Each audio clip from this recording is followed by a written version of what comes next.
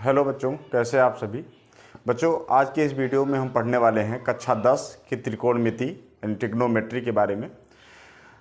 जानेंगे सबसे पहले कि त्रिकोणमिति जो होता है इसका यूज क्यों आया। तो हम आपको बता देना चाहते हैं कि जो त्रिकोणमिति है इसका मैथमेटिक्स में बहुत योगदान है।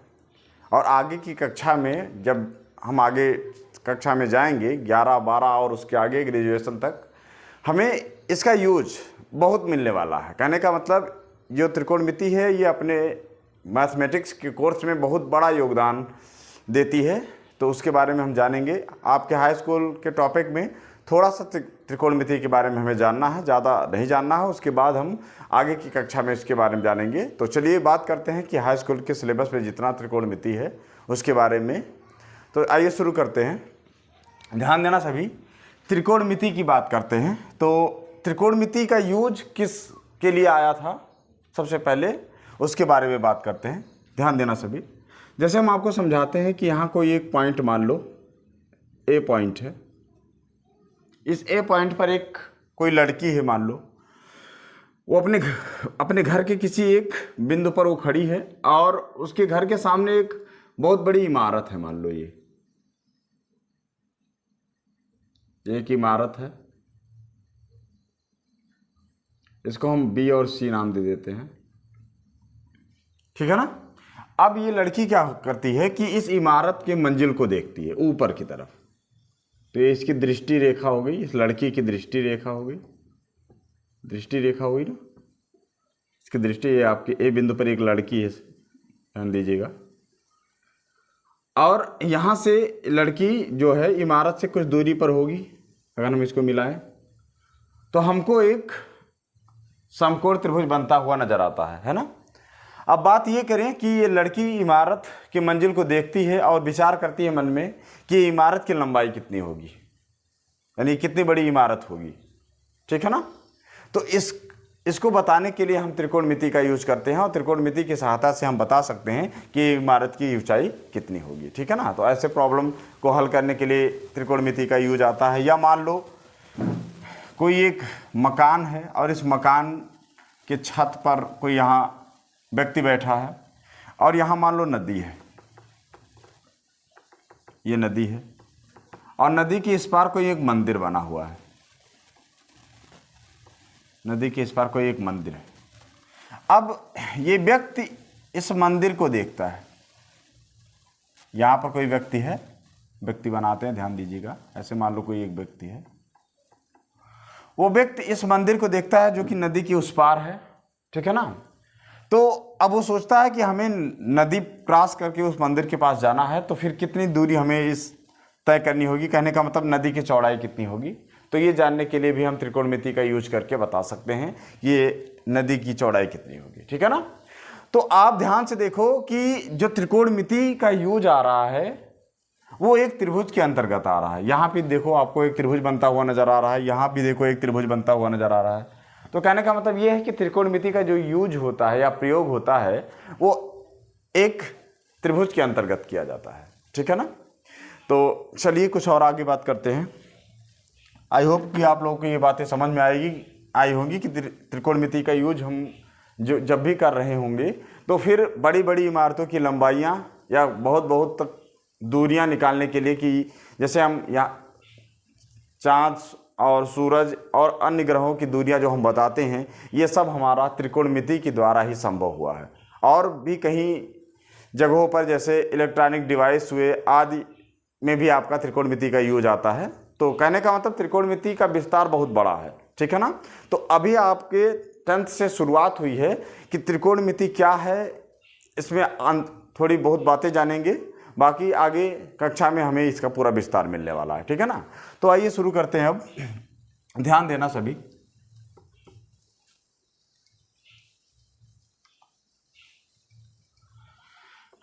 त्रिकोणमिति को समझने से पहले हम बात करें समकोण त्रिभुज पर।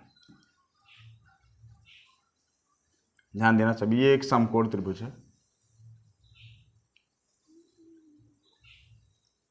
A B C. देखो बच्चों, हमने ये आपको बता दिया है कि त्रिकोणमिति का यूज त्रिभुज में ही किया जाता है, और त्रिभुज में किसी भी प्रकार का त्रिभुज हो वहाँ हम त्रिकोणमिति लगा सकते हैं। लेकिन आपके सिलेबस में जो पढ़ना है वो सब एक समकोण त्रिभुज के ऊपर पढ़ना है, इसलिए हम आपके सिलेबस के अनुसार चल रहे हैं, तो इसलिए केवल समकोण त्रिभुज पर बात करेंगे कि इसमें त्रिकोणमिति को कैसे अप्लाई किया जाता है, ठीक है ना। अगर आगे की कक्षा में आप पढ़ेंगे अन्य त्रिभुज पर भी त्रिकोणमिति लगाई जा सकती है, ठीक। तो एक समकोण त्रिभुज हमने बनाया ABC, और हमने कहा ये कोण जो है वो 90 अंश का है, ठीक है। और ये दो कोण जो हैं ये न्यून कोण है, ये C वाला कोण ये और ये A, ये दोनों क्या हैं, न्यून कोण होंगे, ठीक है ना। बात करते हैं कि इस समकोण त्रिभुज में पाइथागोरस प्रमेय की, तो उस पाइथागोरस प्रमेय क्या है उससे जानने से पहले कुछ बातें को और समझिएगा कि जो ये 90 अंश होता है उसके सामने की जो भुजा होती है वो हमेशा कहलाती है कर्ण। हमेशा याद रखिएगा, हम यहाँ लिख भी देते हैं कि जो 90 डिग्री है इसकी सम्मुख भुजा जो होगी वो होगी कर्ण होगी, ठीक है ना। सम्मुख भुजा को क्या कहेंगे, कर्ण कहेंगे। उसके बाद ध्यान दीजिएगा, बात आती है लंब और आधार की। तो लंब और आधार किस पर निर्भर करते हैं, लंब और आधार इस पर निर्भर करते हैं कि आप इन दो न्यून कोण में से कौन से न्यून कोण के सापेक्ष आप इस त्रिभुज को कंसीडर कर रहे हो, यानी इस त्रिभुज पर त्रिकोणमिति लगा रहे हो, उस पर निर्भर करता है कौन लंब होगा कौन आधार होगा। तो अगर मान लो हम इस C एंगल के अनुसार चलेंगे तो इसके सामने की ये जो भुजा होगी, इसके बिल्कुल सम्मुख भुजा, वो कहलाएगी हमारी लंब, ठीक। और जो एक और भुजा बची है इसको हम कहेंगे आधार, ठीक है ना। तो इस बातों को बड़े ध्यान से समझिएगा कि 90 डिग्री के सामने हमेशा कर्ण होगा, जिस कोण के सापेक्ष सारी बातें करेंगे हम उसके सामने लंब होगा, ठीक है ना। और जो अन्य भुजा बचेगी वो आधार कहलाएगी। और मान लीजिए आप इस कोण के अनुसार बातें कर रहे हैं तो फिर इसके सामने वाला ये आपका लंब बन जाएगा और ये क्या बन जाएगा, आधार बन जाएगा, ठीक है ना। लेकिन कर्ण में कोई परिवर्तन नहीं होगा। कर्ण आप हमेशा याद रखिएगा कि 90 डिग्री की जो सम्मुख भुजा होगी वही कर्ण होगी, ठीक है ना। तो ये हमने बताया आपको कि आपका एक समकोण त्रिभुज में लंब, कर्ण और आधार क्या होता है, ठीक है ना। और हमने ये भी आपके सामने डिस्कस किया है कि किस न्यून कोण के सापेक्ष हम गणना कर रहे हैं, तो उस न्यून कोण के सामने हमेशा लंब और अन्य जो भुजा बचेगी आधार, ठीक है ना। पाइथागोरस प्रमेय की बात कर लेते हैं। तो पाइथागोरस प्रमेय का जो फार्मूला होता है वो होता है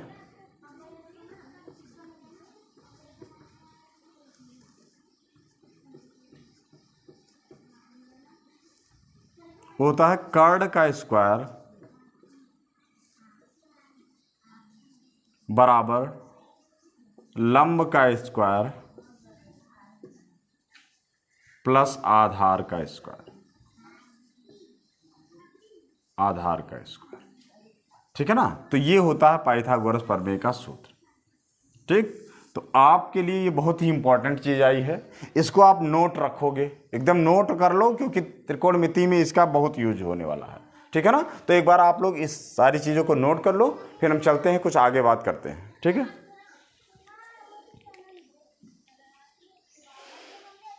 बच्चों ध्यान दो, अब हम बात करेंगे त्रिकोणमिति अनुपात की, कि त्रिकोणमिति अनुपात क्या होते हैं और त्रिकोणमिति अनुपात कितने होते हैं और क्यों होते हैं, ठीक। तो ध्यान देना, बात करने वाले हैं त्रिकोणमितीय अनुपात की।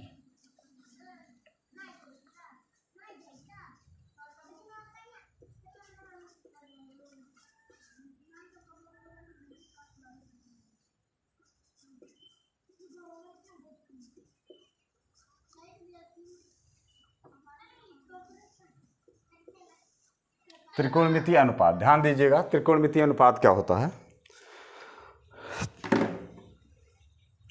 त्रिकोणमितीय अनुपात का मतलब होता है कि कोई समकोण त्रिभुज है, क्योंकि हम समकोण त्रिभुज पर ही बात करेंगे तो समकोण त्रिभुज लेकर चलते हैं। कोई समकोण त्रिभुज है, मान लो ABC, ठीक है ना, और मान लो ये B जो है ये समकोण। आप जानते हो कि इसके सामने वाली भुजा को क्या कहेंगे? कर्ण कहेंगे। ठीक, अगर हम इस कोण के अनुसार बात करें तो इसके सम्मुख भुजा ये लंब कहलाएगी हमारी, और ये भुजा क्या कहलाएगी? आधार कहलाएगी। ठीक है ना? तो त्रिकोणमितीय अनुपात क्या होता है कि ये जो समकोण त्रिभुज नजर आ रहा है, इसमें लंब, कर्ण और आधार के बीच परस्पर अनुपात को ही क्या कहते हैं? त्रिकोणमितीय अनुपात कहते हैं। ठीक है ना? यानी किसी समकोण, कहने का मतलब बात समकोण की कर रहे हैं, लेकिन आप सीधा बोल सकते हो कि त्रिभुज की भुजाओं में परस्पर अनुपात, त्रिभुज में 3 भुजाएं होंगी, उनकी तीनों भुजाओं में परस्पर अनुपात को ही क्या कहेंगे? त्रिकोणमितीय अनुपात कहेंगे। ठीक, लेकिन अब हम चूंकि बात कर रहे हैं किसकी? समकोण त्रिभुज की, तो हम कहेंगे कि लंब, कर्ण और आधार, ठीक, के परस्पर अनुपात को क्या कहेंगे? त्रिकोणमितीय अनुपात कहेंगे। ठीक है ना? तो देखना इन तीनों में कौन कौन से अनुपात बन सकते हैं। जैसे देखो, लंब और कर्ण का अनुपात बन सकता है। ठीक, फिर आधार और कर्ण का अनुपात बन सकता है।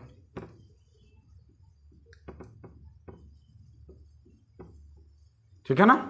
फिर कौन सा अनुपात बन सकता है? लंब और आधार का अनुपात बन सकता है।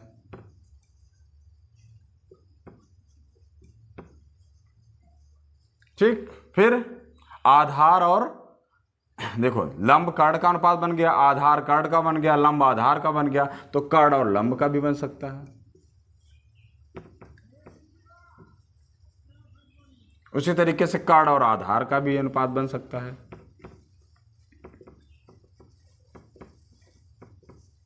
और आधार और लंब का भी अनुपात बन सकता है। ठीक है ना? ध्यान दीजिएगा इसमें। पहले हमने देखो लंब कर्ण कहा, अनुपात का मतलब बटा भी होता है। ठीक है ना? जैसे लंब अनुपात कर्ण को हम लंब बटे कर्ण भी बोल सकते हैं। तो कहने का मतलब लंब ऊपर और कर्ण नीचे, तो एक स्थिति ऐसी भी है कि कर्ण ऊपर और लंब नीचे, दो स्थिति बनी ना, दो तरीके से अनुपात बना इनके बीच। आधार और कर्ण तो फिर कर्ण और आधार, लंब और आधार तो फिर आधार और लंब। ठीक, इसके अलावा और कोई अनुपात इन तीनों भुजाओं में हम नहीं बना सकते हैं। तो टोटल कितने अनुपात हमें प्राप्त हुए? 6। ठीक, तो त्रिकोणमितीय अनुपात कुल 6 होते हैं। ध्यान रखिएगा, कुल 6 त्रिकोणमितीय अनुपात होते हैं।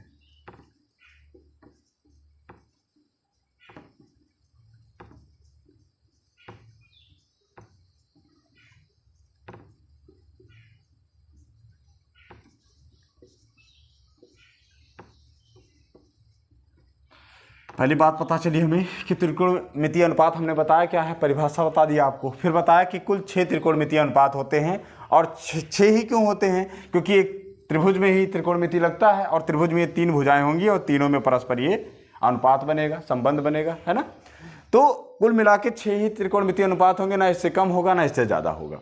और यही सारे अनुपात होते हैं लंब कर्ण, आधार कर्ण, लंब आधार, कर्ण लंब, कर्ण आधार और आधार लंब। ठीक, यही इसके अनुपात होते हैं। अब ध्यान दो, किया क्या जाता है कि लंब अनुपाते कर्ण, इतना बड़ा ना बोल के हम इसको केवल बोल दे साइन। ठीक, कितना छोटा सा है लंब और कर्ण ना, लंब अनुपाते कर्ण को एक ही नाम से बोल दिया जाए, साइन। ठीक है ना? तो इसको हम शॉर्ट में साइन बोल देते हैं। ठीक, आधार और कर्ण, आधार और कर्ण को क्या बोलेंगे? इसको बोल देंगे कॉस।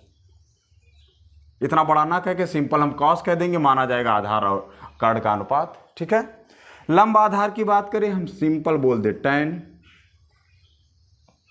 कर्ण और लंब की बात करें तो हम बोल दे क्या? कॉसेक। कर्ण और आधार की बात करें तो हम इसको कह दे सेक। और आधार और लंब की बात करें तो हम इसको कह दे कॉट। बात समझ पाए ना?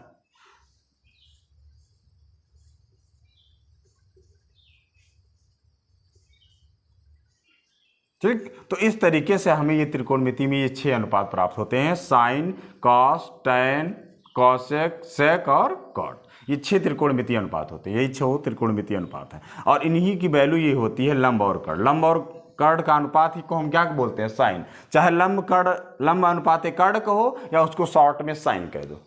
बात समझ में आया ना? तो यही 6 त्रिकोणमितीय अनुपात होते हैं।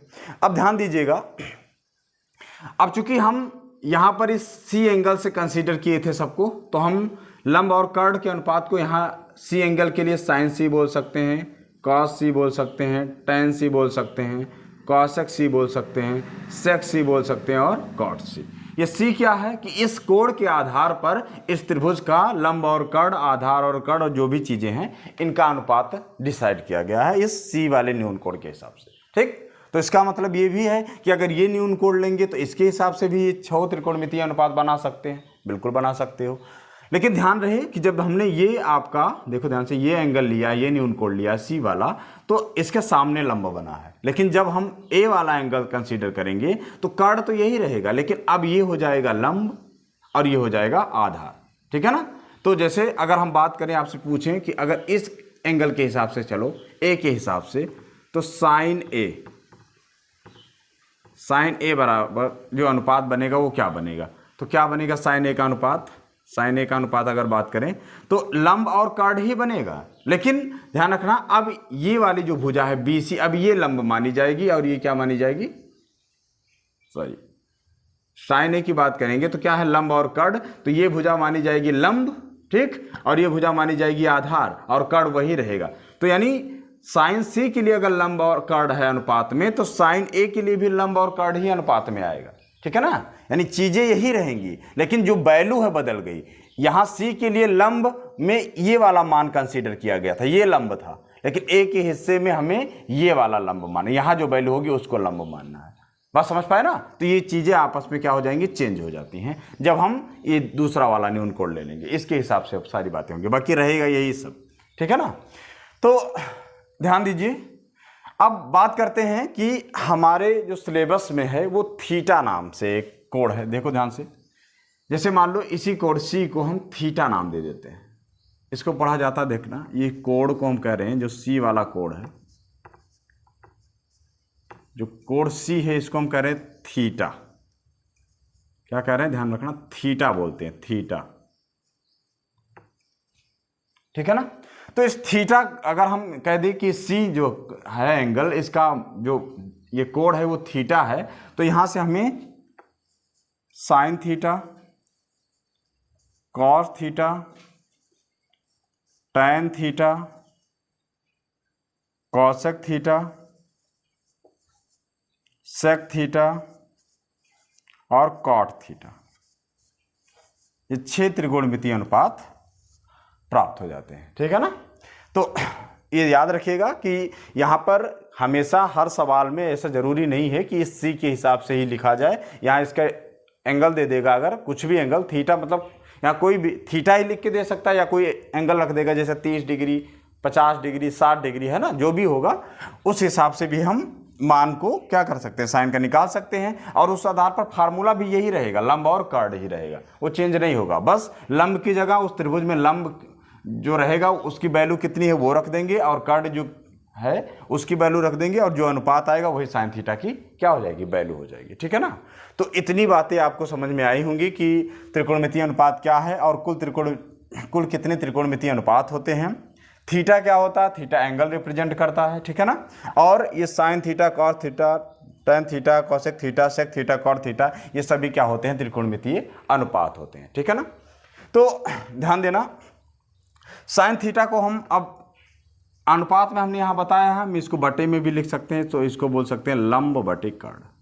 साइन थीटा जब भी मिलेगा तो हम उसका फार्मूला लगाएंगे लंब बटे कर्ण। ठीक है ना, लंब बटे कर्ण। थोड़ा इसको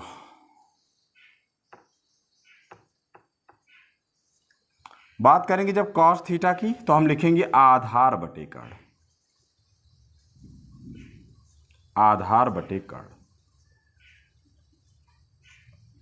जब टैन थीटा की बात आएगी तो हम लिखेंगे लंब बटे आधार, लंब बटे आधार। ठीक है। बात करेंगे कॉसेक थीटा की, तो कॉसेक थीटा को हम कहेंगे कर्ण बटे लंब, कर्ण बटे लंब। ठीक। सेक थीटा की बात करेंगे तो उसको हम कहेंगे कि कर्ण बटे आधार, कर्ण बटे आधार। ठीक। और लास्ट में जब कॉट थीटा की बात करेंगे तो हम लिखेंगे आधार बटे लंब, आधार और बटे में लंब। ठीक है ना, यही सारी चीज लिखी है, जो यहां लिखी है वही चीज है। देखो यहां कॉट में हमने क्या लिखा था, आधार और अनुपाते लंब, यहां हमने उसी अनुपात को बटे में कन्वर्ट कर दिया, आधार बटे लंब। ठीक है ना। अब देखो इसमें हम लंब को क्या कर सकते हैं, शॉर्ट में एल भी लिख सकते हैं। एक ट्रिक बताने वाले हैं हम आपको। लंब को हम एल लिख सकते हैं और कर्ड को के लिख सकते हैं, तो एल बाई के भी लिख सकते हैं इसको, है ना, शॉर्ट में हम यूज कर सकते हैं। आधार को हम ए कह सकते हैं, कर्ड को के कह सकते हैं। ठीक, लंब को हम फिर से एल कह सकते हैं, आधार को ए बोल सकते हैं, कर्ड को हम के बोल सकते हैं, लंब को एल बोल सकते हैं, कर्ड को फिर से के लिख सकते हैं हम, और बटे आधार को हम ए लिख सकते हैं। फिर यहाँ देखो आधार को ए लिख सकते हैं और लंब को एल लिख सकते हैं। ठीक है ना। तो हमने ये शॉर्ट में इतना लंब बटे कर्ड ना लिखे, हम एल बटे के भी लिख सकते हैं। एल हमारा रिप्रेजेंट कर रहा है लंब को, के हमारा बता रहा है कर्ड को, और ए हमारा बता रहा है आधार को। ठीक है ना। तो ये चीज़ आपको याद होनी चाहिए। ठीक, हम इसको थोड़ा मिटाते हैं। आप एक बार फिर से स्क्रीनशॉट ले लो आप सभी एक बार। इसको मिटा के हम शॉर्ट में आपको एक ट्रिक बताने वाले हैं, और वो ट्रिक देखना ध्यान से सभी। वो ट्रिक है लाल बटे कक्का। लाल बटे कक्का, ध्यान रखना। इस लाल बटे कक्का को देखना, जो ये है आपका एल बाई के। ठीक, इसको अगर हम ऊपर से कंसीडर करेंगे, यानी एल बटे के बोलेंगे, तो ये हमारा होगा साइन। क्या होगा, साइन। ठीक है ना। अगर हम कहेंगे एल बटे के यानी लंब बटे कर्ड, तो हमारा साइन होगा, और साइन में एंगल तो रहेगा ही। या अगर यहाँ कोई डिग्री दिया है, जैसे थीटा दिया, तो साइन थीटा में एल बटे के होगा। अगर थीटा नहीं दिया, सी लिखा, तो साइन सी में एल बटे के होगा। ठीक है ना। अगर हम नीचे से के बटे एल बोले, यानी कर्ड बटे लंब बोले, तो ये हमारा होगा कॉसेक। क्या होगा, कॉसेक। अब बात करना ध्यान से, देखो सभी, ए बटे के पर, यानी आधार बटे कर्ड पर। तो अगर हम ऊपर से आधार बटे कर्ड कहेंगे, तो ये होगा हमारा क्या, कॉस। ठीक, और अगर हम नीचे से कर्ड बटे आधार कहेंगे, तो ये हमारा क्या होगा, सेक। ठीक, अब बात करते हैं एल बटे ए पर।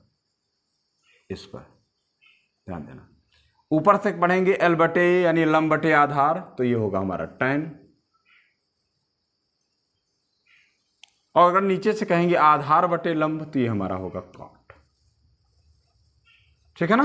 तो इस ट्रिक से आप भी ये याद रख सकते हो कि साइन, कॉस, टैन, कॉसेक, सेक और कॉट का जो अनुपात होता है वो त्रिभुज में, एक समकोण त्रिभुज में किस हिसाब से होता है। ठीक है ना। तो चलो एक बार आप इसका स्क्रीनशॉट ले लो, फिर हम चलते हैं आगे। कुछ एग्जाम्पल देखने वाले हैं कि किस प्रकार के सवाल हमें मिलेंगे एग्जाम में, और हम उसको कैसे हल करेंगे। ठीक है ना। तो एक बार स्क्रीनशॉट लो, आगे चलें।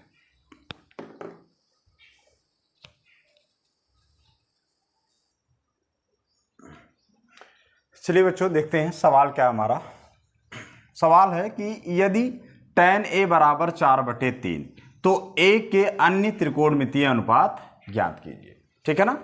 तो हमको क्या बोला, देखो 6 त्रिकोणमितीय अनुपात हमने बताए आपको, है ना।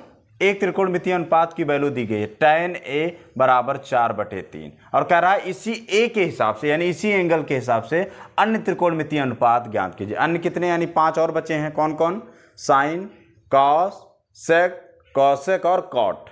इन पांचों का इस a के हिसाब से क्या निकालना है, मान निकालना है। ठीक, कैसे निकाला जाए, तो इसके लिए सिंपल हम अपने मन से एक त्रिभुज बना सकते हैं, कोई दिक्कत नहीं है। आप त्रिभुज बनाओ तब भी लगेगा, नहीं बनाओगे तब भी लगेगा ये, लेकिन फिर भी हम आपको समझाने का प्रयास करते हैं। एक त्रिभुज बनाते हैं, ध्यान देना। मान लो ये एक समकोण त्रिभुज है, इसको हम नाम दे देते हैं A, इसको नाम दे देते हैं B, और इसको नाम दे देते हैं C। ठीक है ना। और ये हम मान लेते हैं 90 अंश। ठीक है ना। ध्यान से देखना, हमने ABC नाम इसलिए दिया क्योंकि यहाँ पर A एंगल है ना। तो हम A का नाम लिखेंगे, और 2 को अपने अनुसार अलग मान सकते हो, तो हमने B और C मान लिया है। ठीक, अच्छा, ये A यहाँ हो जरूरी नहीं है, आप यहाँ भी मान सकते थे। ठीक, इसी को यहाँ भी कर सकते थे, कोई दिक्कत नहीं है, ठीक है ना। यानी आपको एक समकोण त्रिभुज बना लेना है और उसमें जो एंगल दिया है उस एंगल का मेंशन जरूर करना है, ठीक है ना, क्योंकि उसी हिसाब से हम सारी वैल्यू को निकालने वाले हैं। तो ये ए हमने दे दिया है। अब सॉल्यूशन देखना ध्यान से, इसका आंसर कैसे करेंगे। देखो हमें दिया है कि tan a बराबर 4/3, यही तो दिया है। tan a की वैल्यू कितनी है, 4/3। अब tan a बराबर 4/3 है और tan में जो अनुपात होता है, जो रेशियो होता है भुजाओं का, वो क्या होता है, यहाँ देखो हमने बनाया है tan में लंब बटे आधार। क्या होता है, ऊपर वाले को ऊपर से पढ़ेंगे है ना, नीचे वाले को नीचे से पढ़ेंगे, तो tan में क्या होता है, लंब बटे आधार। तो कहने का मतलब tan a बराबर 4/3 है, तो ये जो 4/3 है ये किसका अनुपात दिया है, लंब और बटे आधार का अनुपात दिया है कि नहीं दिया है भाई, ये तो दिया है, लंब बटे आधार का अनुपात दिया है। तो कहने का मतलब अब फिगर के अनुसार देखो तो यही है आपका ए एंगल। अब इस tan a आप जानते हो कि ये जो आपका समकोण है इसके सामने वाले ये तो कर्ण होगा, किस भुजा के सापेक्ष बात हो रही है, सॉरी किस कोण के सापेक्ष, ए के, तो उसके सम्मुख ये क्या कहलाएगा, लंब कहलाएगा, और ये भुजा क्या कहलाएगी, आधार कहलाएगी। बात हो रही है tan a की, और tan a का मान दिया 4/3, तो tan a की वैल्यू क्या होती है, लंब बटे आधार। इसका मतलब लंब का अनुपात 4 है और आधार का अनुपात कितना है, 3 है। तो यानी लंब कौन है, ये हो जाएगा, इसकी वैल्यू 4 हो जाएगी और आधार कितना हो जाएगा, 3 हो जाएगा, यही होगा ना। ये लंब हो गया और ये आधार हो गया। अब बचा क्या, कर्ण। अब हमें कर्ण नहीं मालूम है, तो पहले हम सबसे कर्ण निकालते हैं ना। तो कर्ण निकालने के लिए हम क्या करेंगे, पाइथागोरस प्रमेय यूज करेंगे, पाइथागोरस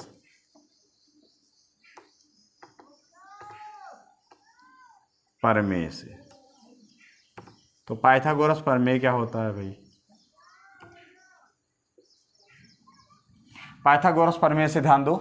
पाइथागोरस प्रमेय का भी हमने फार्मूला लिखाया था, क्या होता है, कर्ण का स्क्वायर। तो कर्ण को हम शॉर्ट में के भी लिख सकते हैं ना, हमने बताया है।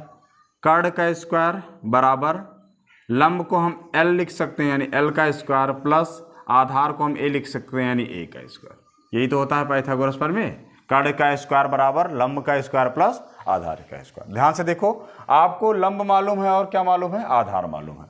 तो आपको कर्ण कैसे निकाला जाए भाई, तो लंब की जगह हम क्या रख देंगे, 4, तो 4 का स्क्वायर हो जाएगा, और आधार की जगह क्या रख देंगे, 3, तो 3 का स्क्वायर हो जाएगा। अब यहाँ से देखो के स्क्वायर बराबर क्या आ जाएगा, 4 का स्क्वायर मतलब होता है 4 गुणे 4, ये तो होता है।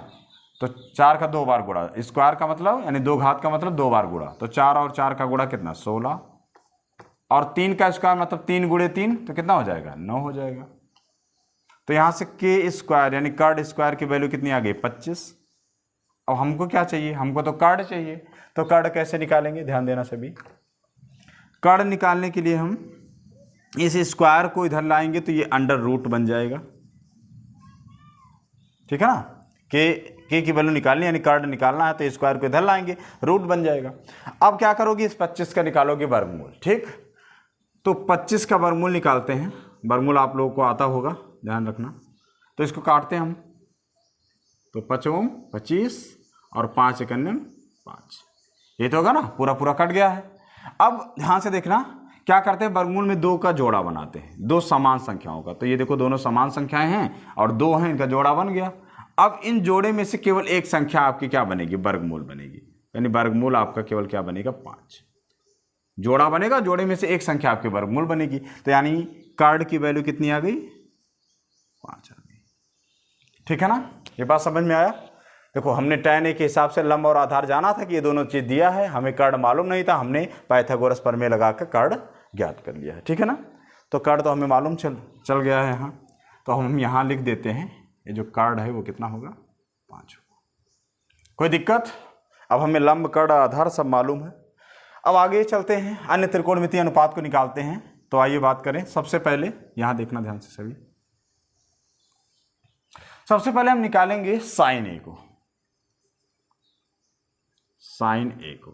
ध्यान देना सभी, ए के हिसाब से ही सब त्रिकोणमितीय अनुपात पूछा है, तो हमेशा हम एंगल ए ही लेंगे, ठीक है ना।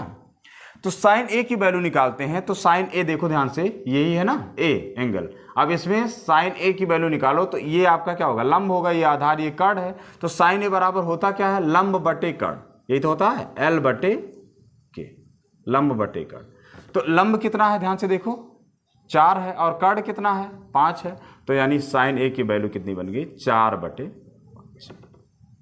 समझ में आया, बस ये इसका आंसर हो गया। अब दूसरी त्रिकोणमितीय अनुपात पर चलते हैं, वो क्या है हमारा कॉस ए। ए के हिसाब से बताना है, तो कॉस ए क्या होता है, आधार बटे कर्ण, आधार बटे कर्ण। अब ए के हिसाब से आधार क्या बनेगा 3 और कर्ण क्या बनेगा 5, यानी इसकी वैल्यू कितनी आ जाएगी 3/5। ठीक है ना। उसके बाद बात करेंगे tan की, तो tan तो हमें पहले से ही मालूम है। अब आगे चलते हैं, cot a निकालते हैं। तो cot a देखना ध्यान से, cot a क्या होता है, cot नीचे से पढ़ेंगे ना, आधार बटे लंब, आधार बटे लंब। तो आधार कितना है 3 और लंब कितना है 4। ठीक है ना, कोई दिक्कत, यहां तक बात समझ में आ रही है ना। आगे बात करेंगे हम sec a की, sec a की। तो sec में देखो ध्यान से सभी, sec में कर्ण बटे आधार, कर्ण बटे आधार। तो कर्ण कितना है, कर्ण देखो ध्यान से 5 है, और आधार कितना है, आधार है 3। और लास्ट में हम बात करेंगे cosec a की, cosec a। तो cosec a की वैल्यू देखो क्या होती है, कर्ण बटे लंब, कर्ण बटे लंब। तो कर्ण कितना है, कर्ण आपका 5 है, और लंब कितना है 4 है। तो इस तरीके से हमें एक त्रिकोणमितीय अनुपात दिया था, और अन्य त्रिकोणमितीय अनुपात यानी 5 निकालने थे, हमने ये 5 आपके सामने निकाल के रख दिया है ना। तो ऐसे ही क्वेश्चन आपको प्रश्नावली में भी मिलने वाले हैं भाई, कि एक त्रिकोणमितीय अनुपात दे देगा और कहेगा अन्य त्रिकोणमितीय अनुपात आप ज्ञात करो। आप क्या करिएगा, जो एंगल है, जैसे यहाँ मान लो P लिखा होता तो हम PQR करके एक त्रिभुज बना लेते, ठीक है ना। और ध्यान रखिएगा, जो ये एंगल यहाँ दिया रहेगा जो त्रिकोणमितीय अनुपात के साथ, उस एंगल को कभी यहाँ नहीं लिखेंगे, ठीक है ना, क्योंकि जो भी चीज निकलता है वो न्यून कोण के हिसाब से निकलता है। तो वो एंगल या तो आप यहाँ बनाएंगे या फिर यहाँ बनाएंगे। अगर यहाँ बनाएंगे तो कर्ण तो सेम रहेगा, यही इसी के सामने कर्ण रहेगा, लेकिन वो लंब और आधार चेंज हो जाएंगे, ठीक है ना। तो चलिए ठीक है, एक बार आप इसका स्क्रीनशॉट ले लीजिए, फिर हम आगे चलते हैं अगले क्वेश्चन को।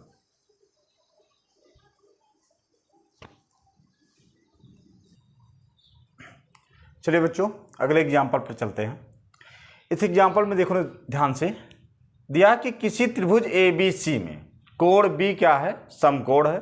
यानी एक त्रिभुज हमें बनाना है ABC, जिसमें जो B होगा, B बिंदु जो होगा, जो शीर्ष बिंदु होगा, वो समकोण होना चाहिए। और यदि AB की वैल्यू 5 हो, AC की वैल्यू 13 हो, तो निम्न त्रिकोणमितीय अनुपातों के मान ज्ञात कीजिए। और हमें 5 मान बताने हैं, sin A, cos C, tan A, cosec C, sec A, ठीक है ना। यहाँ देखो ध्यान से, पिछले सवाल में हमने A के हिसाब से सब कुछ निकाला था, यहाँ C भी आ गया है ना। तो कैसे करेंगे इस सवाल को, तो सबसे पहले एक त्रिभुज बनाते हैं ABC नाम से, और उसमें B क्या होना चाहिए, समकोण होना चाहिए। तो ध्यान देना सभी, देखो हमने एक समकोण त्रिभुज बनाया, इसमें B समकोण है, यानी ये आपका कोण क्या है, समकोण, तो इसको हमने नाम दे दिया B। और A और C बचा तो आपकी मर्जी, आपकी बार हम यहाँ A मान लेते हैं, यहाँ C मान लेते हैं, कोई दिक्कत नहीं, आप यहाँ भी A मान सकते थे और C को यहाँ मान सकते थे, ठीक है ना, उससे प्रॉब्लम नहीं है। जब ऐसे क्वेश्चन आए तो जो समकोण है बस समकोण वाले पर वही आप बिंदु रखिए, ठीक है ना, वही नाम लिखिए। उसके बाद आगे देखिए, AB की वैल्यू कितनी दी गई है 5, AB कौन है, यही है, इसकी लेंथ कितनी दी गई है 5, AC की लेंथ कितनी दी गई है 13, ठीक है ना। अब बात करते हैं कि BC की लेंथ क्या होगी, ये पहले निकालना पड़ेगा, तभी ये सारे वैल्यू निकलेंगे। क्यों, क्योंकि आप जानते हो कि जब हमें tan A निकालना होगा तो tan A क्या होता है, लंब बटे आधार होगा, ठीक। तो यहाँ देखो 90 के सामने ये क्या कहलाएगा, ये तो कर्ण है, ये कर्ण है, तो ये आपका लंब हो सकता है, तो फिर ये आधार नहीं मालूम है। अगर इसके हिसाब से ये लंब हुआ, ये आधार दिया है तो लंब नहीं मालूम है, इसके हिसाब से चलोगे तो लंब मालूम है, आधार नहीं मालूम है। तो कुल मिला के ये भुजा पहले हमको क्या करनी है, निकाल लेनी है। कैसे निकालोगे, हमने बताया था पाइथागोरस प्रमेय से हम निकाल सकते हैं इसको। तो सोल्यूशन करते हैं, ध्यान देना सभी। सबसे पहले लगाएंगे पाइथागोरस प्रमेय। तो पाइथागोरस प्रमेय आप लोग बिल्कुल रट लो, आपको मालूम भी होगा, पिछली कक्षा में आपने पढ़ा है। पाइथागोरस प्रमेय क्या होता है? कर्ण का स्क्वायर बराबर लंब का स्क्वायर प्लस आधार का स्क्वायर, ठीक है ना। बात करते हैं कर्ण की। तो कर्ण कितना, ध्यान से देखो सभी, 90 के सामने वाला कर्ण होता है, तो इसको हम क्या मान लें? कर्ण मान लें। तो कर्ण कितना है? 13 का स्क्वायर। बात करते हैं लंब की। अब कौन लंब है? तो ध्यान दो, इन दोनों में से कोई भी लंब और आधार हो सकता है, ए और सी के हिसाब से डिसाइड होगा। चूंकि हमें मान निकालना है तो हम इसको ही लंब मान के चल रहे हैं। आपकी मर्जी होती तो इसको आधार मान के भी चल सकते थे, तब भी कोई दिक्कत नहीं था, है ना, इसका मान आ जाएगा तब भी। और आधार की जगह, आधार का मतलब ये नीचे वाला हम निकाल रहे हैं, तो यानी BC की वैल्यू निकाल रहे हैं। तो मालूम नहीं है तो हमने BC की जगह ये लिख दिया है, BC आधार की जगह BC लिख दिया। 13 का स्क्वायर करेंगे 169, 5 का स्क्वायर करेंगे 25 और प्लस में BC स्क्वायर, ठीक है ना। BC की वैल्यू निकालनी है, पहले इस 25 को इधर ले आते हैं तो कितना हो जाएगा? 169, और ये प्लस है तो इधर आके माइनस हो जाएगा, और बराबर कितना बचेगा? BC स्क्वायर, ठीक है ना। अब 169 में से 25 घटाओ तो आएगा कितना? 144, और बराबर कितना? BC square. यहाँ से तुम्हें किसकी वैल्यू निकालनी है? BC का। तो स्क्वायर को इधर भेजो तो आपको मालूम है रूट बन जाता है, और इधर क्या बचेगा? BC। अब BC बराबर इतना आया है तो 144 का वर्गमूल निकालो। 144 का वर्गमूल निकाल के दिखाते हैं हम आपको। देखो सभी, 2 से काटो इसको तो 2 7 बार ले जाओगे 14 आ जाएगा, 2 दूनी 4, फिर 2 से कट जाएगा, ये काटो, देखो 2 तिहाई 6, 1 बचा 12 हो गया, 2 छक 12, फिर 2 से काटो, 2 एकम 2, घट के 1 बचा 16 हो गया, 2 8 16, फिर 2 9 18, फिर 3 से काटो 3, फिर 3 से काटो 1, ठीक है ना। जोड़ा बनाते हैं तो इन दोनों का देखो जोड़ा बन जाएगा, इन दोनों का जोड़ा बन जाएगा, इन दोनों का जोड़ा बन जाएगा। अब वर्गमूल में हमने बताया था हर जोड़े से एक एक संख्या ले लो और उनका मल्टीप्लाई कर लो, तो कितना बनेगा? देखो 1 2 यहाँ से, 1 2 यहाँ से, 1 3 यहाँ से, 2 दूनी 4 और 3 12। तो इसका मतलब BC बराबर कितना हो गया? BC बराबर हो गया 12। ध्यान रखना, वर्गमूल आप जानते हो कि हमेशा 2 उत्तर आता है, प्लस और माइनस, है ना। लेकिन यहाँ माइनस वाला कंसीडर नहीं करेंगे। क्यों नहीं करेंगे?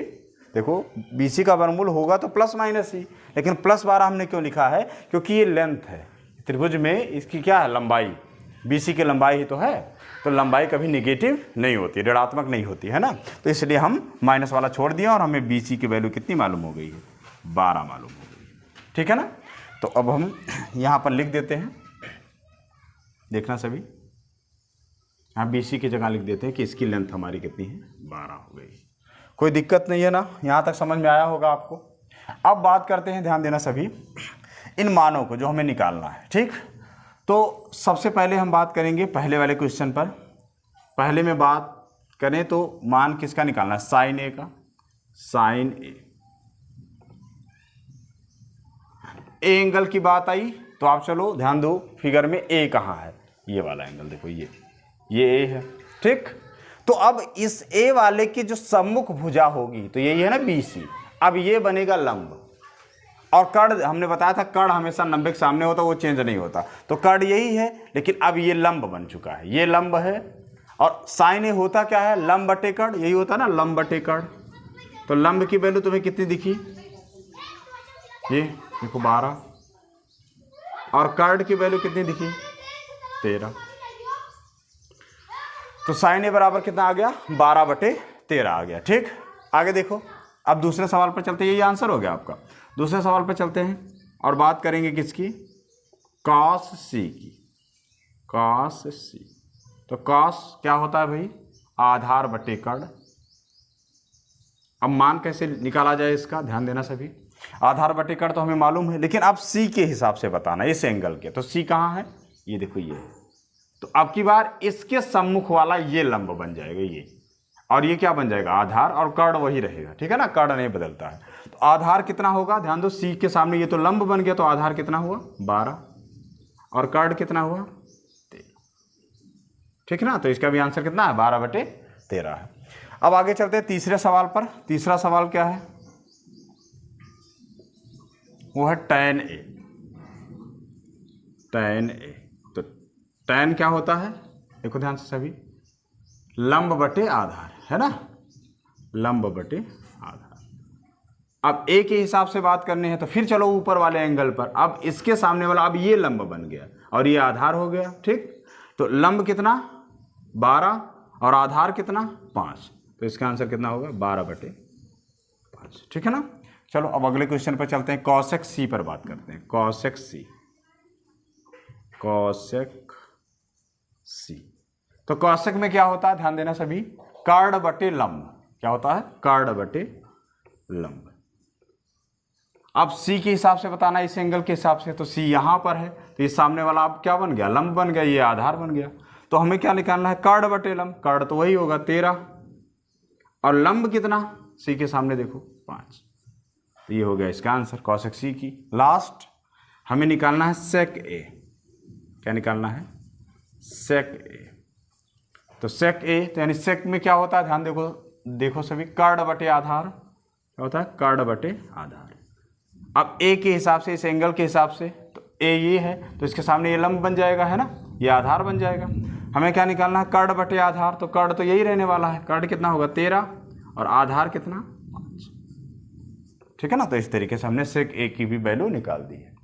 तो एक बार स्क्रीनशॉट लो आप सब भी इसका। देखो बच्चों, यहाँ तक हमने त्रिकोणमिति का थोड़ा सा परिचय आपको दिया है और साथ ही साथ पाइथागोरस प्रमेय बताया है, त्रिकोणमिति अनुपात के बारे में बताया है और 2 एग्जाम्पल किए हैं, ठीक है ना। तो इसके बेस पर आप प्रश्नावली जो 8-10 में लेख है उसको लगाने का प्रयास कीजिएगा। बाकी हम अगले वीडियो में अपने उस प्रश्नावली के सलूशन को लेकर आएंगे। अगर आपको ये वीडियो अच्छा लगा तो वीडियो को लाइक करिएगा, ठीक है ना। तो चलिए मिलते हैं अगले वीडियो में, धन्यवाद।